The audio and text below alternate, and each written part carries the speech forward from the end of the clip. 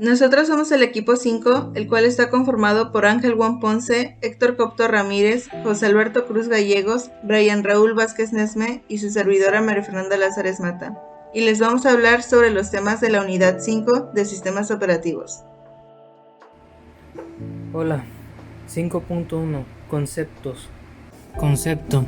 El sistema de archivos es la parte del sistema de administración del almacenamiento responsable, principalmente de la administración de los archivos de almacenamiento secundario. Es la parte del sistema operativo responsable de permitir compartir controladamente la información de los archivos.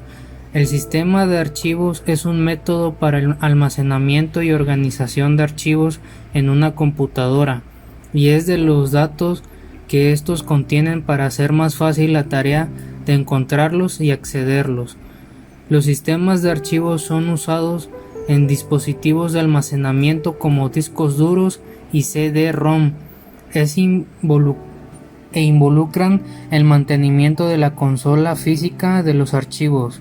También un sistema de archivos es un conjunto de tipo de datos abstracto que son simplemente datos para el almacenamiento, la organización jerárquica, la manipulación, el acceso, el diccionamiento y la recuperación de datos. Los sistemas de archivo comparten mucho en común con la tecnología de la base de datos. En general, los sistemas operativos tienen su propio sistema de archivos. En ello, los sistemas de archivos pueden ser representados de forma textual, ejemplo, el shell de DOS, o gráficamente, el explorador de Windows utilizado un gestor de archivos. Hola, 5.2 Noción de archivos real y virtual.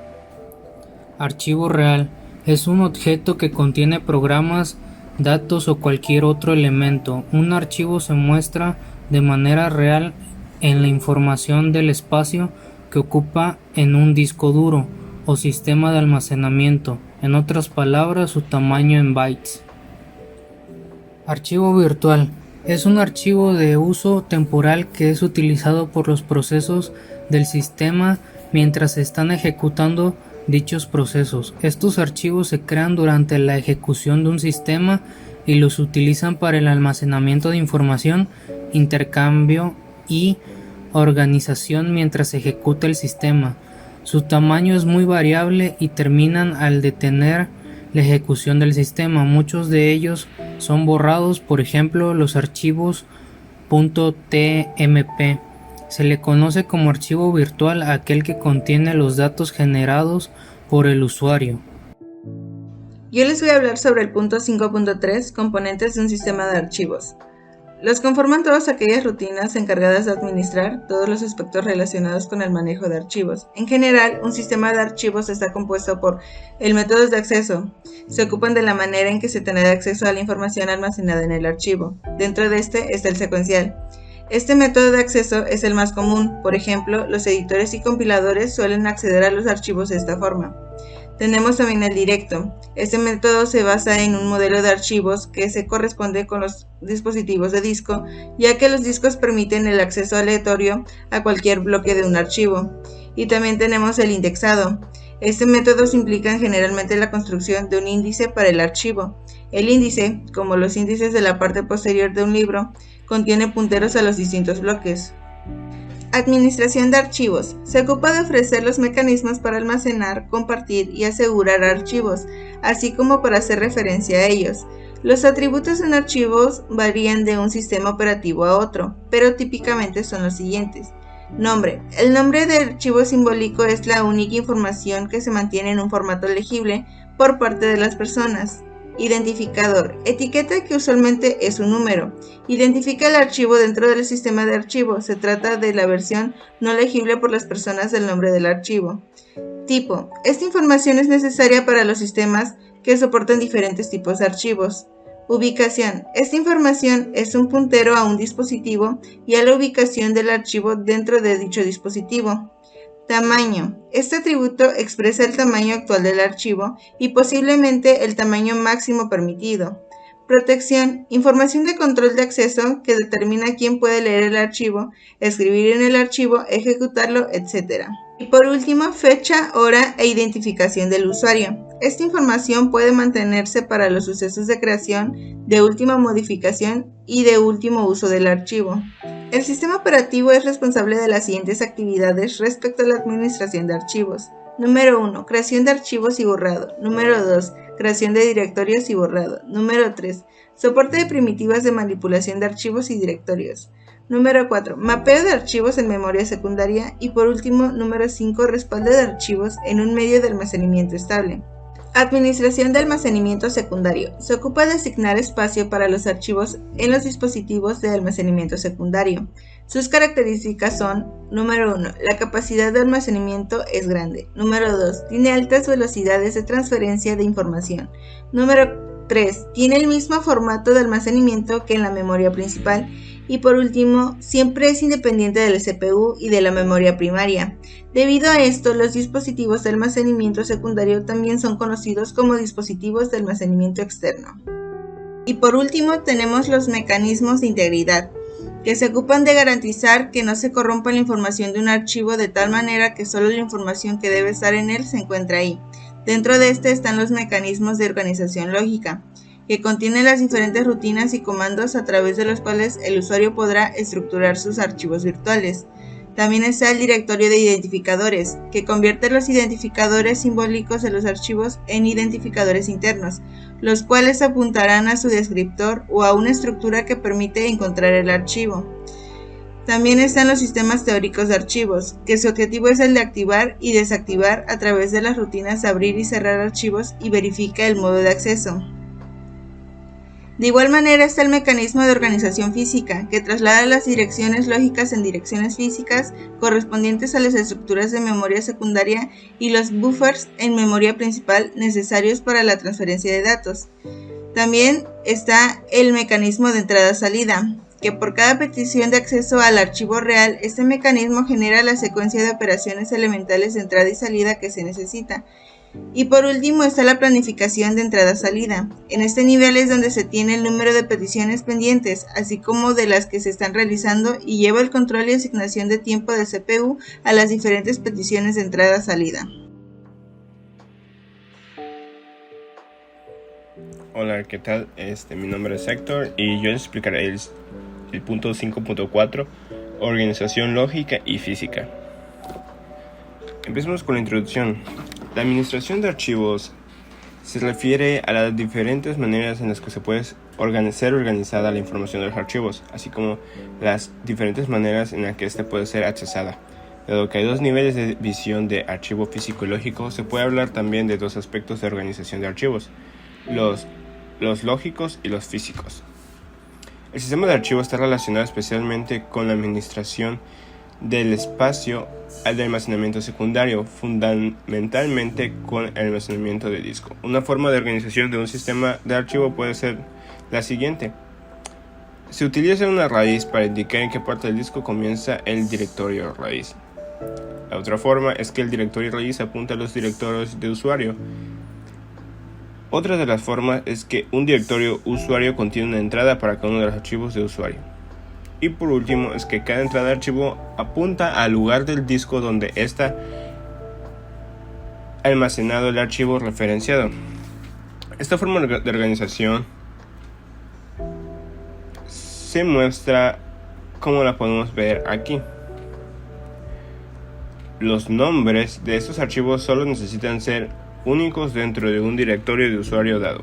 El nombre de archivos para un archivo dado debe ser único para el sistema de archivos. En sistema de archivos jerárquicos, el nombre del sistema para un archivo suele estar como el nombre de la trayectoria del directorio raíz al archivo.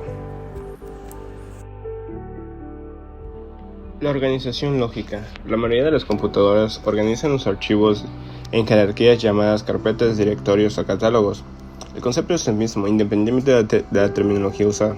Cada carpeta puede contener un número arbitrario de archivos y también puede contener otras carpetas. Las otras carpetas pueden contener todavía más archivos y carpetas, y así sucesivamente, construyéndose una estructura en árbol en la que una carpeta raíz, el nombre varía de una computadora a otra, Puede contener cualquier número de niveles de otras carpetas y archivos. A las carpetas se les puede dar un nombre exactamente igual que a los archivos, excepto a la carpeta raíz, que a menudo no tiene nombre. El uso de carpetas hace más fácil organizar los archivos de una manera lógica. La mayor parte de las estructuras de organizaciones alternativas de archivos se encuentran dentro de 5 categorías, las cuales son pilas, archivos secuenciales indexados, archivos indexados y archivos directos o de dispersión. Ahora explicaremos los de pila. Es la formación más fácil de organizar un archivo. Los datos se recogen en el orden en que llegan. Su objetivo es simplemente acumular una masa de datos y guardarla. Los registros pueden tener campos diferentes o similares en un orden distinto. Cada campo debe ser autodescriptivo, incluyendo tanto un campo de nombre como el valor. La longitud de cada campo debe indicarse implícitamente, con delimitadores explícitamente incluidos como un subcampo más.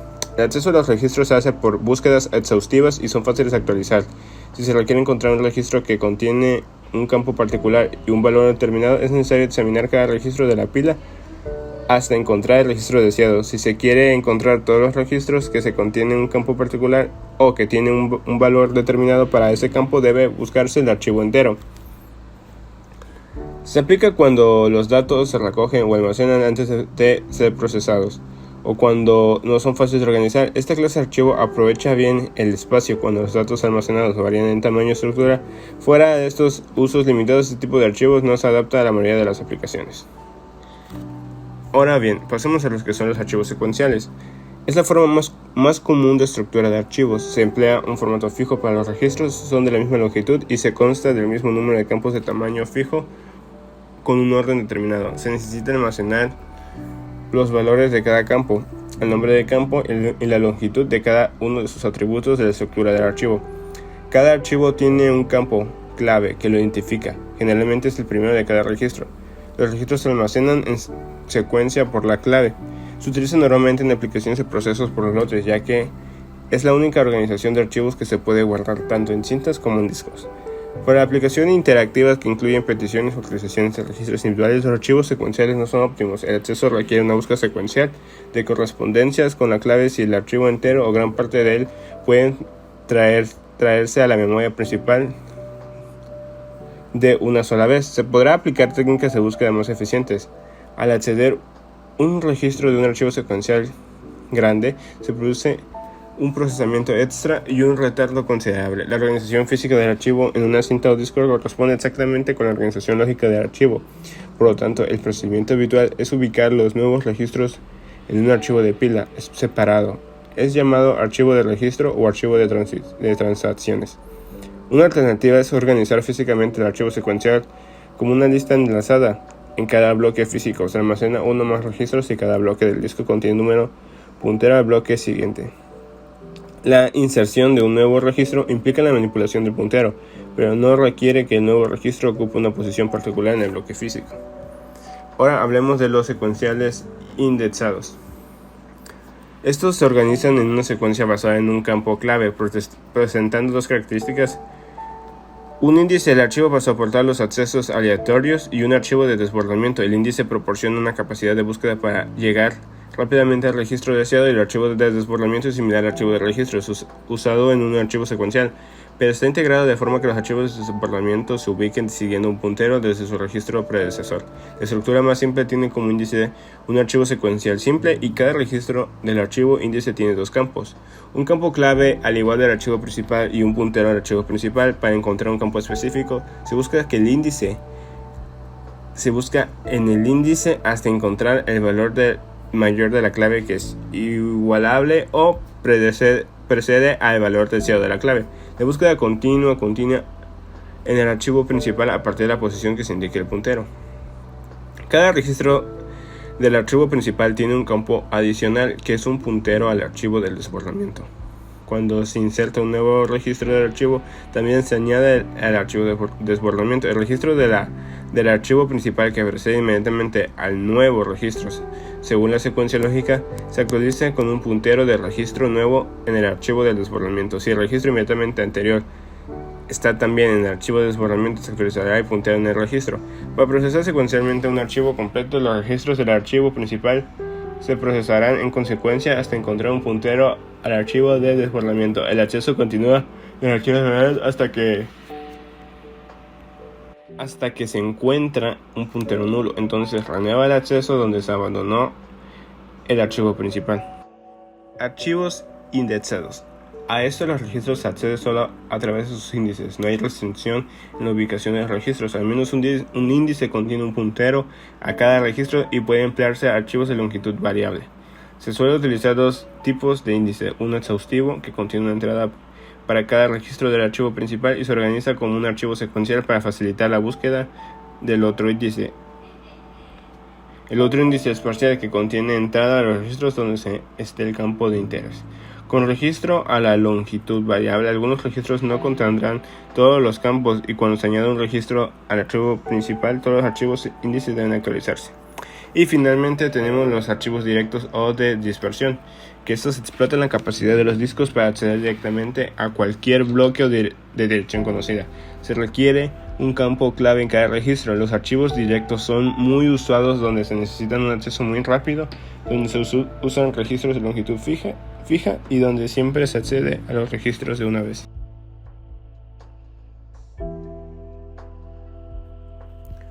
Organización física. Los datos son arreglados para adyacente física, es decir, que de acuerdo con los dispositivos de almacenamiento secundario, los registros son de tamaño fijo o de tamaño variable y pueden organizarse de varias formas para construir archivos físicos. Una de ellas es la cinta magnética. En este dispositivo, el archivo físico está formado por un conjunto de registros físicos y de bloques que están organizados de forma consecutiva y que se asignan en igual forma. Además de tales registros, se pueden contener etiquetas que permitan un mayor control sobre los datos almacenados, y esas son las siguientes: etiqueta de volumen, que contiene la información que permite identificar la cinta, el nombre del propietario y cualquier información general requerida. La etiqueta de archivo se utiliza por pares para indicar el inicio y el fin del archivo. Contiene información acerca del nombre del archivo y la fecha de creación. La fecha de usuario sirve para guardar información adicional de importancia para el usuario y no procesados del sistema operativo. Ahora vamos a hablar de los discos magnéticos. El archivo físico en un disco es una colección de registros físicos de igual tamaño, los cuales pueden ser organizados de forma consecutiva, ligada o una tabla de mapeo.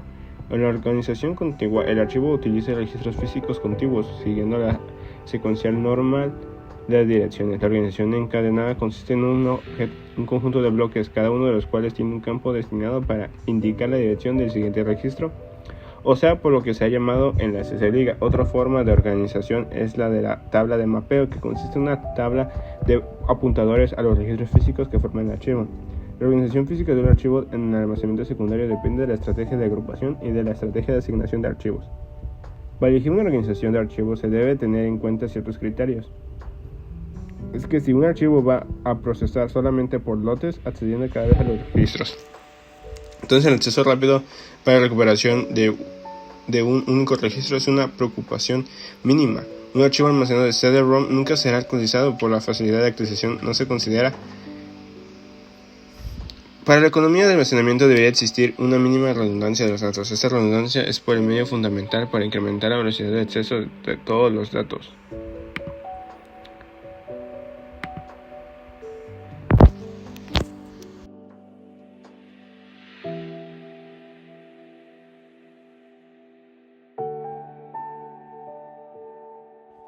Métodos de asignación de espacio libre. Un método de asignación de espacio libre determina la manera en que un sistema operativo controla los lugares del disco que no están siendo ocupados. Para el control del espacio libre se puede utilizar como base algunos de los métodos teóricos: vector de bits, lista ligada, por agrupación y por contador. El vencedor de bits. Si tiene arreglos de bits, el número de bits que tiene representa cada sector del disco, o sea que si el sector es 10 y 11 están ocupados, su representación será, y como podemos ver en la figura 5.4.8. Lista ligada. Existe una cabecera, la que se tiene en dirección del primer sector vacío. Este sector a su vez tiene un apuntador al siguiente bloque y así sucesivamente hasta que se encuentre una marca indicando que ya no hay espacio libre. Por agrupación. Es similar a la lista ligada, solo que en este se tiene por cada sector un grupo de apuntadores de varios espacios vacíos. Al final de cada bloque se tiene un apuntador a otro grupo de apuntadores. Finalmente, por contador. Aquí cada conjunto de bloques contiguos que estén vacíos definen por cada apuntador el número de inicio y el tamaño del grupo de sectores vacíos. Métodos de asignación en espacio en discos. Un método de asignación de espacios en discos determina la manera en que un sistema operativo controla los lugares de disco ocupados por cada archivo de datos. Se debe controlar básicamente la identificación del archivo, sector de inicio y sector final. Para el control del espacio ocupado en disco se puede utilizar como base alguno de los métodos teóricos: asignación de contigua, asignación ligada y asignación indexada. Hablemos de asignación contigua. La asignación contigua. Este método consiste en asignar el espacio en disco de tal manera que las direcciones de todos los bloques correspondientes a un archivo definen un orden lineal. Una ventaja de esto es que la cabeza de lectura no se mueve demasiado en la lectura de un archivo. Las desventajas que produce fragmentación externa. Hablemos de la asignación ligada. En este método, cada archivo es una lista ligada de bloques de disco. En el directorio hay un apuntador al bloque de inicio y un apuntador al bloque final para cada archivo. En cada uno de los bloques donde se encuentra un archivo hay un apuntador al siguiente bloque de la lista. Las ventajas de esto es que no produce fragmentación externa. Las ventajas es que si la cabeza de lectura se puede mover demasiado en la lectura de un archivo, si una liga se pierde, se perderá el archivo completo. Es ineficiente para la implementación de archivos directos, además que se necesita un campo extra para el apuntador. Por último, asignación indexada. Como ya se vio, la asignación ligada resuelve los problemas de la fragmentación externa. Sin embargo, la asignación ligada no soporta eficientemente el acceso directo a los archivos. La asignación indexada resuelve este problema poniendo todos los apuntadores en una sola localidad, el bloque índice. Cada archivo tiene su bloque índice, el cual es un arreglo de direcciones del bloque de discos. La enésima entrada en el bloque índice apunta al ésimo bloque que conforma el archivo. En el directorio se controla la dirección del bloque índice de cada archivo.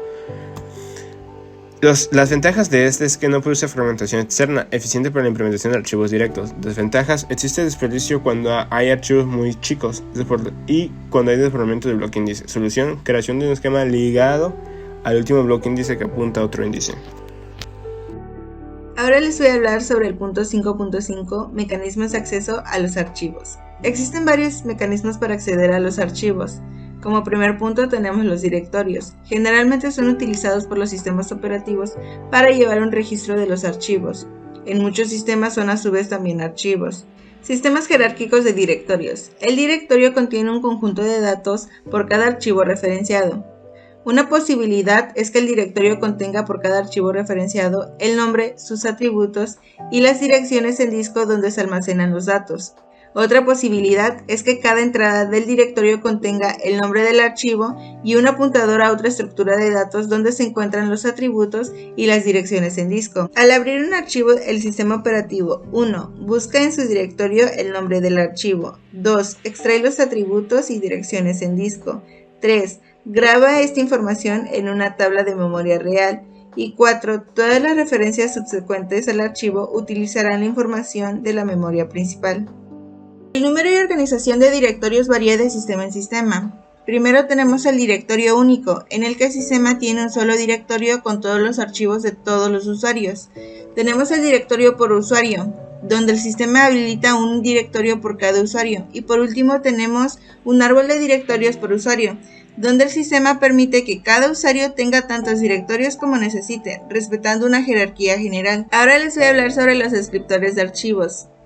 El descriptor de archivos o bloque de control de archivos es un bloque de control que contiene información que el sistema necesita para administrar un archivo. Puede incluir la siguiente información: nombre simbólico del archivo, localización del archivo en el almacenamiento secundario, organización del archivo, tipo de dispositivo, datos de control de acceso, tipo de archivo de datos, disposición, fecha y tiempo de creación, fecha de destrucción, fecha de la última modificación y suma de las actividades de acceso. Los descriptores de archivos suelen mantenerse en el almacenamiento secundario, se pasan al almacenamiento primario al abrir el archivo. El descriptor de archivo es controlado por el sistema de archivos, el usuario puede no hacer referencia directa a él. Ahora les voy a hablar sobre los mecanismos de control de acceso. es el control de un sistema de información especializado en detectar los intentos de acceso, permitiendo el paso de las entidades autorizadas y denegando el paso a todas las demás. Involucra medios técnicos y procedimientos operativos. Y por último, les voy a hablar sobre los procedimientos para abrir y cerrar archivos. Para abrir, antes de utilizar un archivo, un proceso debe abrirlo. La finalidad es permitir que el sistema traslade los atributos y la lista de direcciones en disco a la memoria principal para un rápido acceso en llamadas posteriores. Y para cerrar, cuando concluyen los accesos, los atributos y direcciones del disco ya no son necesarios, por lo que el archivo debe cerrarse y liberar la tabla de espacio interno. 5.6 Manejo de espacio en memoria secundaria. La memoria principal, la memoria secundaria, auxiliar, masiva y externa no son tan veloces, pero tienen gran capacidad para almacenar información en dispositivos, tales como discos, cintas magnéticas y discos ópticos. Frecuentemente, los datos y programas se graban en la memoria secundaria.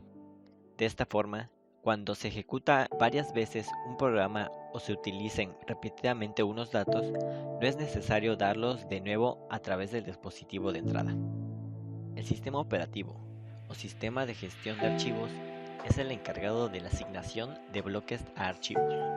Debe asignarle el espacio de memoria secundaria a los archivos y es necesario guardar constancia del espacio disponible para asignar. El sistema de archivos se ocupa primordialmente de administrar el espacio de almacenamiento secundario, sobre todo el espacio en disco. El manejo del espacio libre en disco se lleva a cabo de la siguiente manera. Vector de bits. El espacio libre en disco es frecuentemente implementado como un mapa de bits, donde cada bloque es representado por un bit, y si el bloque es libre, el bit es 0, de lo contrario está asignado. Lista ligada. Una lista ligada de todos los bloques libres. Otra implementación se consigue guardando la dirección del primer bloque libre y el número de bloques libres contiguos que le siguen. Cada entrada de la lista de espacio libre consiste en una dirección de disco y un contador. Por agrupación. Se almacena la dirección de n bloques libres en el primer bloque libre. En el último contiene la dirección de otro bloque que contiene la dirección de otros bloques libres. Para manejar los espacios de disco existen los siguientes métodos: contiguos, ligados, indexados. 5.7 Modelo jerárquico. Un modelo de datos jerárquico es un modelo de datos en el cual los datos son organizados en una estructura parecida a un árbol. La estructura permite a la información que repite y usa relaciones padre-hijo. Cada padre puede tener muchos hijos, pero cada hijo solo tiene un padre. Directorios. El directorio contiene un conjunto de datos por cada archivo referenciado. Una posibilidad es que el directorio contenga por cada archivo referenciado el nombre, sus atributos y las direcciones en disco donde se almacenan los datos. Otra posibilidad es que cada entrada del directorio contenga el nombre del archivo, un apuntador a otra estructura de datos donde se encuentran los atributos y las direcciones en disco. Al abrir un archivo, el sistema operativo busca en su directorio el nombre del archivo, extrae los atributos y direcciones en disco, graba esta información en una tabla de memoria real. Todas las referencias subyacentes al archivo utilizan información de la memoria principal. El número y organización de directorios varía de sistema en sistema. Directorio único. El sistema tiene un solo directorio con todos los archivos de todos los usuarios. Un directorio por usuario. El sistema habilita un solo directorio por cada usuario. Un árbol de direcciones por usuario. El sistema permite que cada usuario tenga tantos directorios como necesite, respetando una jerarquía general. Bueno, yo voy a hablar del tema 5.8, que es mecanismos de recuperación en caso de falla. Para empezar, ¿qué es la recuperación? Los archivos y directorios se mantienen tanto en la memoria principal como en el disco, y debe tenerse cuidado para que los fallos del sistema no provoquen una pérdida de los datos o una incoherencia en los mismos. Bueno, ahora voy a hablar de lo que es la comprobación de coherencia. Parte de lo que es la información de los directorios se almacena en lo que es la memoria principal o en el caché para acelerar el acceso. La información de directorios en la memoria principal está generalmente más actualizada que la correspondiente información en el disco, porque la información de directorios almacenada en caché no se escribe necesariamente en el disco nada más para producirse la actualización. Considere entonces el posible ejemplo de un fallo de la computadora. El contenido de la caché y de los búferes, así como de las operaciones de entradas y salidas que se estuvieran realizando en ese momento, pueden perderse, y con él se perderán los cambios realizados en los directorios correspondientes a los archivos abiertos. Dicho suceso puede dejar el sistema de archivos en un estado incoherente. El estado real de algunos archivos no será el que se describe en la estructura de directorios. Con frecuencia suele ejecutarse un programa especial durante el reinicio para comprobar las posibles incoherencias del disco y que éstas puedan ser corregidas. Ahora hablaré del manejo de un bloque defectuoso en caso de encontrarse uno dentro del equipo. Se utilizan soluciones por hardware y por software. Las soluciones por hardware podrían ser que consiste en dedicar un sector del disco a la lista de bloques defectuosos. Al inicializar el controlador por primera vez, lo que hace es leer la lista de bloques defectuosos, elegir un bloque o una pista de reserva para reemplazar los defectuosos, registrar la asociación en la lista de bloques defectuosos y en lo sucesivo las solicitudes de bloque defectuoso utilizarán el de repuesto. Ahora, en cuanto a solución por software, puede ser que requiere que el usuario o el sistema de archivos construyan un archivo con todos los bloques defectuosos, también que se elimina la lista de bloques libres, se crea un archivo de bloques defectuosos y dentro de este está constituido por los bloques defectuosos y este no debe ser leído ni escrito. No se debe intentar obtener copias de respaldo de este archivo, puesto que, como ya sabemos, está defectuoso. Ahora voy a hablar de los respaldos, o como también se les conoce, copias de seguridad o de backup. Bueno, para comenzar es muy importante respaldar los archivos con frecuencia para evitar la pérdida de estos en caso de alguna falla en el disco o en el almacenamiento del dispositivo. Los discos magnéticos fallan en ocasiones, y es necesario tener cuidado para garantizar que los datos perdidos debido a esos fallos no se pierdan para siempre.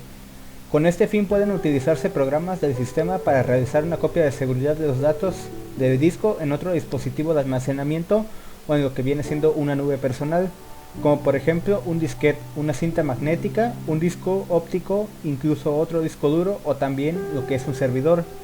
La recuperación de la pérdida de un archivo individual o de un disco completo puede ser entonces simplemente una cuestión de restaurar los datos a partir de la copia de seguridad.